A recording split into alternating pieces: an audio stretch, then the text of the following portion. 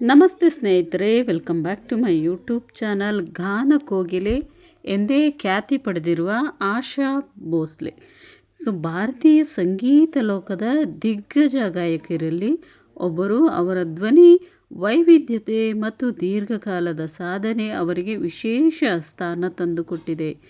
1933 September 8ರಂದು ಮಹಾರಾಷ್ಟ್ರದಲ್ಲಿ ಜನನ.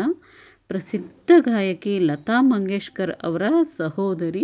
ಬಾಲ್ಯದಲ್ಲೇ ಹಾಡು ಆರಂಭಿಸಿ ನಂತರ ಬಾಲಿವುಡ್ನಲ್ಲಿ ನೆಲೆ ಕಂಡುಕೊಂಡರು.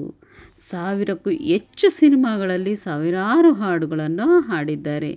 ಹಿಂದಿ ಮಾತ್ರವಲ್ಲ, ಕನ್ನಡ, ತಮಿಳು, ತೆಲುಗು, ಮರಾಠಿ ಸೇರಿದಂತೆ ಹಲವಾರು ಭಾಷೆಗಳಲ್ಲಿ ಗಾಯನವನ್ನು ಮಾಡಿದ್ದಾರೆ. Pop, ghazal, classical, item song ಎಲ್ಲ ರೀತಿಯ ಹಾಡುಗಳಲ್ಲಿ ತಮ್ಮ ಛಾಪು ಮೂಡಿಸಿದ್ದಾರೆ. ಪದ್ಮವಿಭೂಷಣ, ಭಾರತದ 2ನೇ ಅತ್ಯುನ್ನತ ನಾಗರಿಕ ಪ್ರಶಸ್ತಿ, ದಾದಾ ಸಾಹೇಬ್ ಫಾಲ್ಕೆ ಪ್ರಶಸ್ತಿ, ಅನೇಕ ಫಿಲ್ಮ್ ಫೇರ್ ಪ್ರಶಸ್ತಿಗಳು. ಆಶಾ ಭೋಸ್ಲೆ ಅವರ ಧ್ವನಿಯ ಮ್ಯಾಜಿಕ್ ಎಂದಿಗೂ ಕಡಿಮೆಯಾಗಿಲ್ಲ. ಹೊಸ ಸ್ಟೈಲ್ಗಳನ್ನು ಸ್ವೀಕರಿಸಿ ಯುವ ಗಾಯಕರಿಗೂ ಸ್ಫೂರ್ತಿಯಾಗಿದ್ದರು. ಸರಳವಾಗಿ ಹೇಳುವುದಾದರೆ ಅವರು ಭಾರತೀಯ ಸಂಗೀತ ಲೋಕದ ಎವರ್ಗ್ರೀನ್ ಲೆಜೆಂಡ್ ಅಂತಲೇ ಹೇಳ್ಬೋದು. ಏಪ್ರಿಲ್ 12 ಅಂದರೆ ಇಂದು ಮುಂಬೈನಲ್ಲಿ ನಿಧನರಾದರು ಅನ್ನೋ ಕೇಳುವ ಸುದ್ದಿನೇ ಕೇಳಲಿಕ್ಕೆ ಕೆಲವು ಆಪ್ತರಿಂದಲೂ ಸಾಧ್ಯವಿಲ್ಲ. ಕಂಬನಿ ಮಿಡಿದ ಜನರು, ಹಾಗೆಯೇ ಅವರ ಬಂಧು ಬಳಗ ಕೂಡ. ಅವರ ವಯಸ್ಸು 92 ಆಗಿತ್ತು. ಮುಂಬೈನ ಬ್ರೀಚ್ ಕ್ಯಾಂಡಿ ಹಾಸ್ಪಿಟಲ್ನಲ್ಲಿ ಚಿಕಿತ್ಸೆಯನ್ನು ಪಡೆಯುತ್ತಾ ಇದ್ದರು.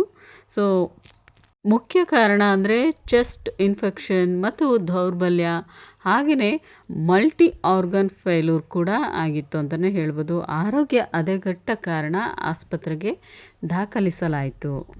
ಇನ್ನು ICUನಲ್ಲಿ ಚಿಕಿತ್ಸೆಯನ್ನು ನೀಡಲಾಗ್ತಿತ್ತು ಅಂತಲೂ ಕೂಡ ಊಹಿಸಲು ಕೂಡ ಆಗಲಿಲ್ಲ ಅಂತ ಆಪ್ತರು ಕೂಡ ಹೇಳ್ತಾರೆ. ಅವರ ಅಂತಿಮ ಸಂಸ್ಕಾರ ಮುಂಬೈನ ಶಿವಾಜಿ ಪಾರ್ಕ್ನಲ್ಲಿ ನಡೆಯಲಿದೆ. ಭಾರತದೆಲ್ಲೆಡೆ ದುಃಖದ ವಾತಾವರಣ. ರಾಜಕೀಯ ನಾಯಕರು, ಸಿನಿ ಕ್ಷೇತ್ರದ ಗಣ್ಯರು ಎಲ್ಲರೂ ಸಂತಾಪ ಸೂಚಿಸಿದ್ದಾರೆ. ಒಂದು ಯುಗದ ಅಂತ್ಯ ಅಂತಲೇ ಹೇಳಲಾಗ್ತಿದೆ. ಇನ್ನು ಸರಳವಾಗಿ ಹೇಳೋದಾದರೆ ಅವರ ಧ್ವನಿ ಹಲವು ಪೀಳಿಗೆಯ ನೆನಪಿನಲ್ಲಿ ಉಳಿಯುವಂಥದ್ದು. ಇದು ನಿಜವಾಗಿಯೂ ಭಾರತೀಯ ಸಂಗೀತ ಲೋಕಕ್ಕೆ ದೊಡ್ಡ ನಷ್ಟ. ವಿದೇಶಗಳಲ್ಲೂ ಲೈವ್ ಕಚೇರಿಗಳು, ವರ್ಲ್ಡ್ ಮೋಸ್ಟ್ ರೆಕಾರ್ಡೆಡ್ ಆರ್ಟಿಸ್ಟ್ ಎಂದು ಕೂಡ ಗುರುತಿಸಿಕೊಂಡವರಲ್ಲಿ ಒಬ್ಬರು. ಹಲವಾರು ಅಂತಾರಾಷ್ಟ್ರೀಯ ಕಲಾವಿದರ ಜೊತೆ ಸಹಕಾರ, ಅವರ ಧ್ವನಿಯಲ್ಲಿದ್ದ ಎನರ್ಜಿ, ಎಕ್ಸ್ಪ್ರೆಷನ್ ಅವರನ್ನು ಬೇರೆಗಿಂತ ವಿಭಿನ್ನ ಮಾಡಿತ್ತು. ಯುವ ಗಾಯಕರಿಗೂ ಅವರು ಇನ್ನೂ ಇನ್ಸ್ಪಿರೇಷನ್. ಆಶಾ ಭೋಸ್ಲೆ ಎಂದರೆ ಕೇವಲ ಗಾಯಕಿಯಲ್ಲ, ಭಾರತೀಯ ಸಂಗೀತದ ಜೀವಂತ ಇತಿಹಾಸ. ಅವರ ಆತ್ಮಕ್ಕೆ ಶಾಂತಿ ಸಿಗಲಿ, ಅವರ ಕುಟುಂಬಕ್ಕೆ ಧೈರ್ಯ ಸಿಗಲಿ. ಈ ದುಃಖದ ಸಮಯದಲ್ಲಿ ನಾನು ನಿಮ್ಮ ಜೊತೆಯಲ್ಲಿದ್ದೇನೆ. ದೇವರು ನಿಮಗೆ ನೋವನ್ನು ಸಹಿಸುವ ಶಕ್ತಿ ಕೊಡಲಿ. ಅಂಥೇಳಿ ಇನ್ಸ್ಟಾಗ್ರಾಮ್ ಖಾತೆಯಲ್ಲಿ ಹಲವಾರು ಆರ್ಟಿಸ್ಟ್ಗಳು ಟ್ರಿಪ್ ಓಂ ಶಾಂತಿ ಅನ್ನುವುದರ ಮೂಲಕ deepest condolence to the family. ಹೆಚ್ಚು ಉಪದೇಶ ಕೊಡುವ ಮಾತು. ಹಲವಾರು ಆರ್ಟಿಸ್ಟ್ಗಳು ಸ್ಟೋರಿಗಳನ್ನು ಶೇರ್ ಮಾಡಿದ್ದಾರೆ. ಅವರ ಆತ್ಮಕ್ಕೆ ಶಾಂತಿ ಸಿಗಲಿ, ಓಂ ಶಾಂತಿ ಅಂತಲೂ ಕೂಡ ಹಲವಾರು ಆರ್ಟಿಸ್ಟ್ಗಳು ದುಃಖದಿಂದ ತಮ್ಮ ಸ್ಟೋರಿಯನ್ನು ಹಾಕ್ಕೊಂಡಿದ್ದಾರೆ ಅಂತಲೇ ಹೇಳ್ಬೋದು. ಏನೇ ಆಗಲಿ ಭಾರತೀಯ ಸಂಗೀತ ಕ್ಷೇತ್ರಕ್ಕೆ ಇದೊಂದು ದೊಡ್ಡ ನಷ್ಟ ಅಂತಲೇ ಹೇಳ್ಬೋದು.